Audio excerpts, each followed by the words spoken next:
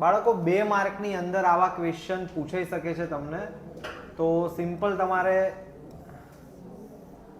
Triangle draw કરવાનો છે ABC.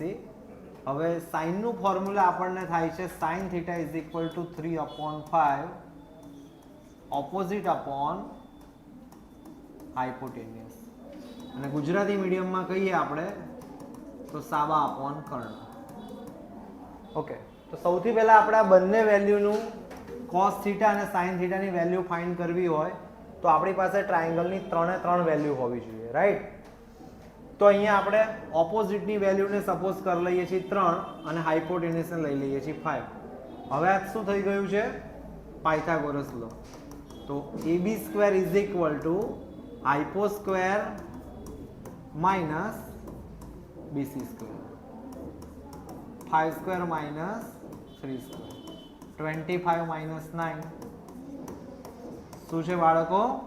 16. અને સામે જશે એટલે થઈ જશે રૂટ, તો આવશે 4. તો આપણું 4 આવી ગયું. એટલે બેઝિકલી આપણી પાસે 3 સાઈડ હશે, 3 બાજુ હશે તો આપણે cos θ tan θ બધું જ ફાઇન્ડ કરી શકીશું. તો અહીંયા આપણને ડાયરેક્ટ મળી જશે tan θ, તો શું થશે? Opposite upon adjacent. ગુજરાતીમાં કહીએ તો સાબા અપોન પાબા, મતલબ કે 3/4.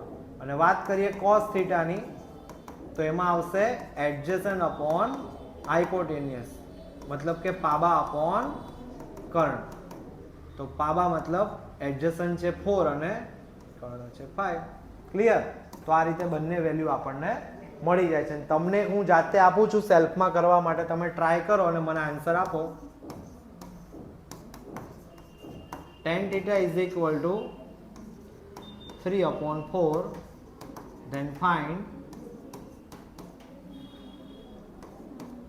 sec θ and cosec θ. અને આ આન્સરને કોમેન્ટમાં લખવાનું ના ભૂલતા.